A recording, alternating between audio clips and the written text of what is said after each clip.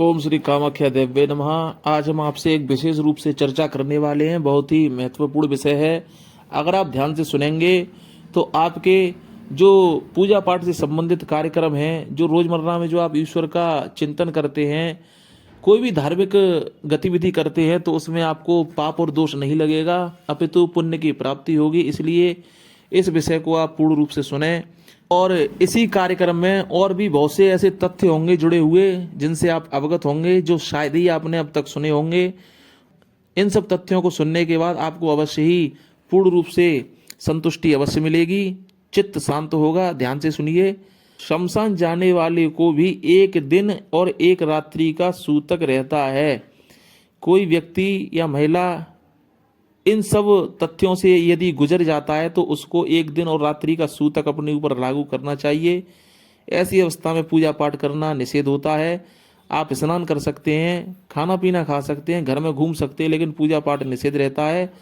उसी के साथ पूजा करने वाले पुजारी या अन्य गृहस्थ भगवान की मूर्ति का स्पर्श दूसरे दिन स्नान करके यज्ञोपवीत परिवर्तित यानी कि धारण करके ही मूर्ति का स्पर्श करें और उनका पूजन करें।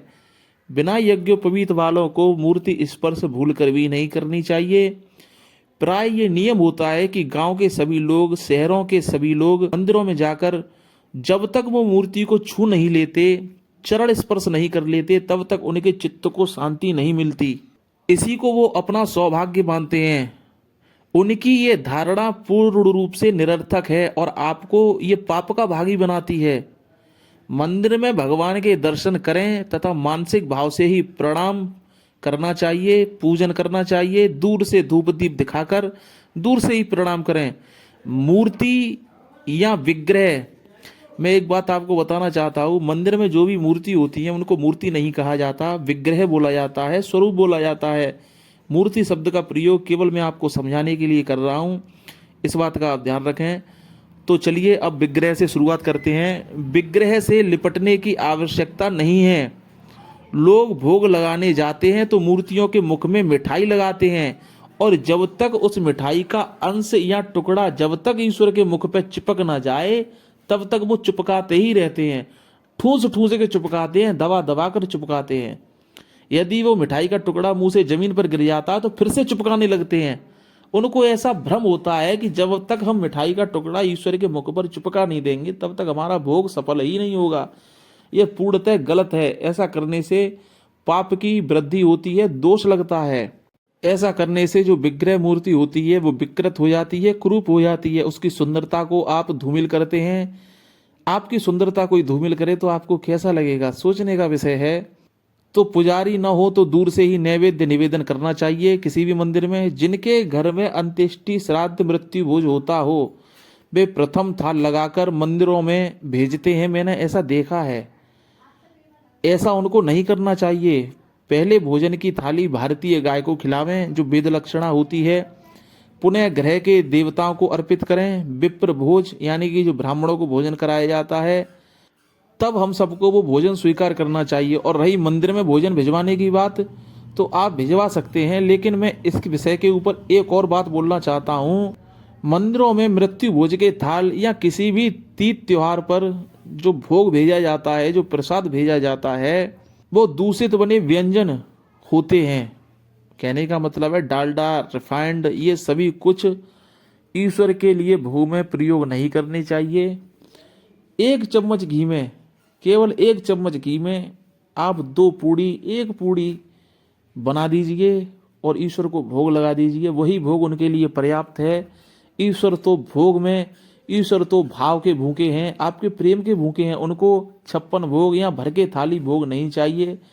और भरी हुई थाली से क्या मतलब है जब वो भोजन ही डालडा और रिफाइंड से बना हुआ है। पता नहीं क्या क्या चीजें मिलती हैं उसमें। मनुष्य तो अपने लिए शुद्धता और सात्विकता नहीं अपना सकता इतनी, क्योंकि इतने नियम करना कठिन है, लेकिन ईश्वर के लिए तो हम लोग कर सकते हैं। एक चम्मच घी में किसी भी प्रकार का भोग, एक पूड़ी, हलवा थोड़ा सा, या कुछ भी जो आपका मन करे वो बना दीजिए। और मैं पूरा विश्वास के साथ कह सकता हूँ, 1-2 चम्मच घी तो सभी के यहाँ उपलब्ध होता है, लेकिन वो घी घर के दूध का ही बना हुआ होना चाहिए। डिब्बाबंद घी का प्रयोग नहीं होना चाहिए। इस बात का आप ध्यान रखें। अगर आप डिब्बाबंद घी का प्रयोग करेंगे तो फिर डालडा और रिफाइंड में ही क्या अंतर रह जाएगा। ये आपको पूर्ण रूप से ध्यान में रखना है। तो डालडा और रिफाइंड से बना हुआ अपवित्र अज्ञात भोग लगाना भी पूर्ण रूप से मना है। भारतीय देसी गाय के घृत से बनाया हुआ नैवेद्य मिष्ठान ही भगवान को अर्पित करना चाहिए। किंतु आजकल तो सर्व डालडामय जगत चल रहा है। और मैं एक बात आपसे कहना चाहता हूं, अगर आप अपने इष्ट और पितरों के प्रति पूर्ण रूप से समर्पित हैं तो उनसे आप निवेदन कीजिए कि हे देवो, हे पितरों, आगामी जो पितृपक्ष हैं या नवरात्रि हैं या शिवरात्रि है, कुछ भी सही, कुछ दिन पहले ये प्रार्थना आपको करनी है, महीना 2 महीना पहले, कि मैं आपके उस पूजन में वेद लक्षणा देसी गाय के दूध से बने उत्पाद यानी घी, दही इत्यादि का प्रयोग करना चाहता हूं आपकी पूजा में। आप अपने इस पुत्र पर, सेवक पर कृपा करें, कहीं ना कहीं से मुझे देसी वेद लक्षणा गाय का घी उपलब्ध करवाएं या दूध दही उपलब्ध करवा दें, या मुझे ऐसा मार्ग दिखाएं जहां से मैं इन चीज़ों को प्राप्त कर सकूं। आप समर्पण भाव और विश्वास के साथ इतना बोलकर देखिए, आपको अवश्य ही वेद लक्षणा के दूध से उत्पन्न उत्पाद अवश्य ही आपको प्राप्त होंगे, ऐसा मेरा विश्वास है। मैंने ये अमल में भी पाया है। तो आप ऐसा करें, आपको अवश्य ही ये सब कुछ प्राप्त होगा। और अपने पूजा पाठ रीति रिवाजों को संपन्न करिए। शुद्ध और सात्विक रूप से रीति रिवाजों को जो संपन्न करता है, उसके सभी कार्य पूर्ण रूप से शुद्धता के साथ संपन्न होते हैं। आपकी सभी मनोरथ पूर्ण शुद्धता बिना मिलावट के पूरे होते हैं। इस बात का आप ध्यान रखें। जब हम लोग ही ईश्वर को मिलावटी भोजन, मिलावटी वस्तुएं प्रदान करेंगे, उनको देंगे, तो हमारे पुण्य फल जो मिलेगा उसमें भी तो मिलावट होगी। ये बात सोचने की है। तो ऐसे वीडियो आपको मिलते रहेंगे। चैनल सब्सक्राइब और शेयर करें, लाइक करें। ऐसे वीडियो मिलेंगे। कोई प्रश्न हो तो कमेंट में पूछ सकते हैं, शीघ्र हम उसका उत्तर देते हैं। तो जय मां भगवती, जय मां कामाख्या।